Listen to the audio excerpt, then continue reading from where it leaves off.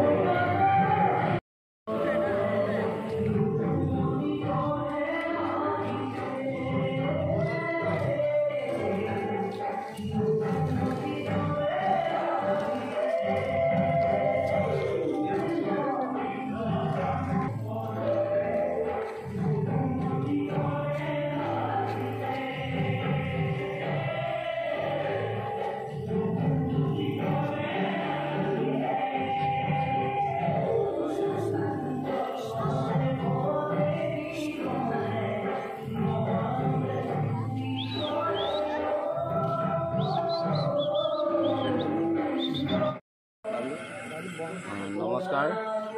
আমি বেটিং বাগিচাৰ সকলো ৰাইজে আজি একত্ৰিত হৈ আমাৰ যি শ্ৰীকৃষ্ণৰ জন্মোৎসৱ, এই জন্মোৎসৱৰ উপলক্ষে আমাৰ এই হৰি মন্দিৰতে নামঘৰতে আমাৰ যি বেটিং বাগিচাৰ সমূহ ৰাজহুৱা নামঘৰ আৰু সেই ৰাজহুৱা নামঘৰত সকলো ৰাইজে একত্ৰিত হৈ আমাৰ যি শ্ৰীকৃষ্ণ ভগৱানৰ জন্মোৎসৱ, এই জন্মোৎসৱ পালন কৰিব হেতুকে সকলোৱে আগবাঢ়ি আহিছে। আৰু লগতে আমাৰ যিসকল ৰাইজ আউটিত থকা ৰাইজ আছে আৰু লগতে অংশীদাৰীসকলেও ইয়াতে গৃহে গৃহে বন্তি প্ৰজ্বলন কৰি আজি ভগৱন্তৰ জন্মোৎসৱ পালন কৰিছে। আৰু লগতে আমাৰ বৰনামঘৰতে আমাৰ এই পবিত্ৰ ভাদ মাহত যি নাম কীৰ্তন ভদীয়া পুথি চলি আছে, সেয়ে তাৰ মাজতে আমি এই শ্ৰীকৃষ্ণৰ জন্মোৎসৱ পালন কৰিছোঁ। আৰু তাৰ লগতে আমাৰ আউটিত থকা সকলো ৰাইজে সহযোগ কৰিছে, তাৰ কাৰণে আমি সকলোকে ধন্যবাদ জ্ঞাপন কৰিছোঁ। আৰু আমাৰ যিসকল বাপ বৈষ্ণৱসকল আছে আৰু আমাৰ আই মাতৃসকল আছে, সকলোৱে মিলাপ্ৰীতিভাৱে এই জন্মোৎসৱ পালন কৰি আমাক সহায় সহযোগ আগবঢ়াই এই কৰ্মভাগ উদ্ধাৰ কৰিছে। তাৰ কাৰণে আমি সকলোকে ধন্যবাদ জ্ঞাপন কৰিছোঁ। আৰু লগতে আমি সৌদ অসমবাসী ৰাইজলৈ আজি যি আমাৰ ভগৱন্তৰ জন্মোৎসৱ, সেই জন্মোৎসৱৰ উপলক্ষে আমি সকলো অসমবাসীলৈ শুভেচ্ছা জ্ঞাপন কৰিছোঁ, যাতে এনেকৈ প্ৰত্যেক ভগৱন্তৰ প্ৰত্যেকটি জন্ম বা প্ৰত্যেকটা আমাৰ যি উৎসৱ এই ভগৱন্তৰ জড়িত থকা সেইখিনি যেন পালন কৰি যায়, তাৰ কাৰণে আমি অসমবাসীলৈ আন্তৰিক শুভেচ্ছা জ্ঞাপন